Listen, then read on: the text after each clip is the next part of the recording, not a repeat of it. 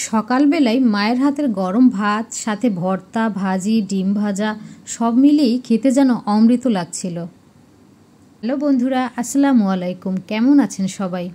খেতে খেতে আপনাদের সাথে কিছু কথা শেয়ার করি। গতকাল আমি আমার রুমের জানালা পরিষ্কার করতে গিয়ে হঠাৎ করে বাইরে চোখ পড়ল।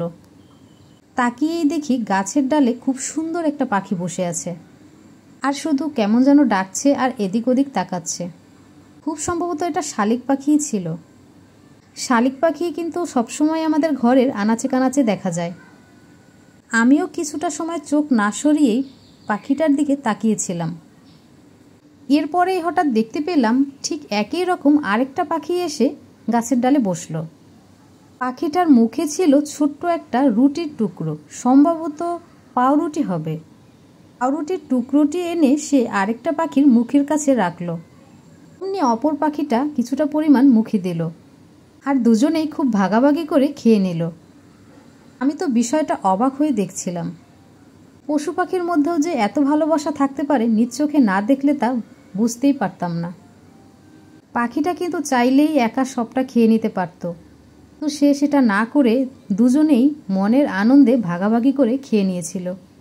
এটাই বুঝি ভালোবাসা, এটাই বুঝি বন্ধন।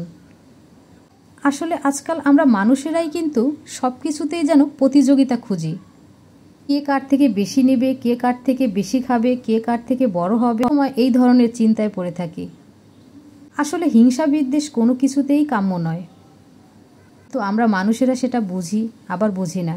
এরপরে আমি আরও আগ্রহ নিয়ে জানালার দিকে তাকিয়ে রইলাম। খাওয়া শেষ করে পাখি দুটি শব্দ করে কি যেন বলছে। কে জানে, হয়তো ওদের ভাষা ওরাই বুঝতে পারছে। কিন্তু আমি বেশ বুঝেছিলাম এদের মধ্যে ভাব ভালোবাসাটা অনেকটাই বেড়েছে। কিন্তু যখনই এরা আমার দিকে লক্ষ্য করল, তখন দুটো পাখি উড়াল দিয়ে চলে গেল। হয়তো ভয় পেয়েছিল কিছু একটা হবে।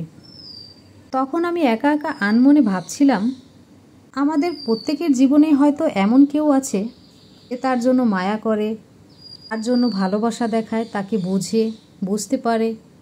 এটাই তো ভালোবাসা, এটাই তো বন্ধন। এই জীবনে আমরা কতদিনই বা বাঁচব? এর মধ্যে এত ঝামেলা, এত কষ্ট, এত মান অভিমান নাই বা রাখলাম। জীবন তো একটাই।